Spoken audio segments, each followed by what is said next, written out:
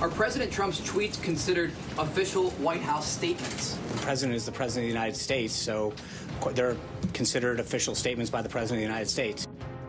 Welcome back to Harvard. That was former White House Press Secretary Sean Spicer telling reporters last year that President Trump's tweets are, in fact, presidential statements. In the past few weeks alone, the president has made official statements on topics that even he admits are not presidential, such as calling Omarosa a crazed, crying lowlife and a dog, and openly saying that he doesn't care what the political ramifications of a government shutdown are. Trump told football players to be happy, be cool, instead of protesting, attacked one of the most respected athletes in the country, LeBron James, and incorrectly blamed the California wildfires on bad environmental laws. He's targeted the news media multiple times, noting that the problem is when you complain, you just give them more publicity. But I'll complain anyway, he says. And he spent a lot of time attempting to diminish the credibility of the Russia investigation, writing, "The good news is that your favorite president did nothing wrong." Well, we're back with our panel. I'm going to start right at the end with Betsy, work all the way through. What do we make of the big guy? What do you make of his ability to just stay up there doing this stuff?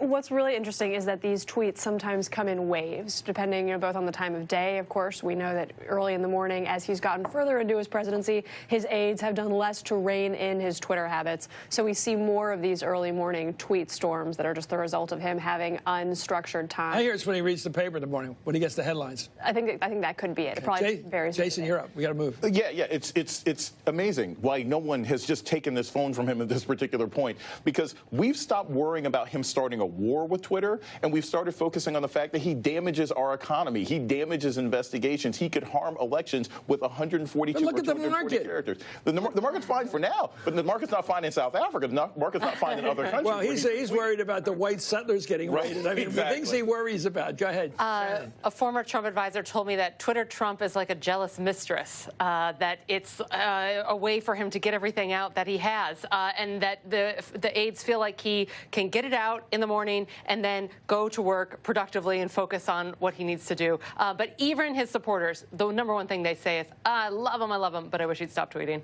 Wow. Let me go to Jonathan next. Jonathan, your thoughts about the big guy? The president so much prioritizes being an entertainer and being able to drive news cycles. I think that's what he wants. The end result of this will be someday historians will look back and the collected papers of Donald J. Trump will be a lot more interesting than those of Millard Fillmore. Wow. Dana? I've heard a defender of the president say that he's part 10-year-old and part statesman, and the problem is the 10-year-old wakes up early. I'll tell you what he does that seems to be new, and I'm not sure it's good. He dominates the moment. I mean, any moment is king to him. There is no past. There is no future. There is no consequence. Listen to me.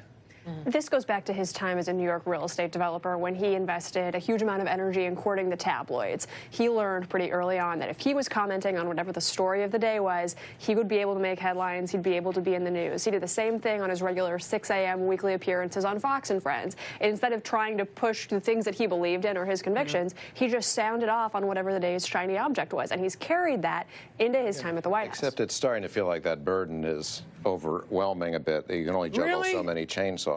I used to think that you could wear out your welcome, but I don't know if he's in that business. I don't think that's ever going to happen.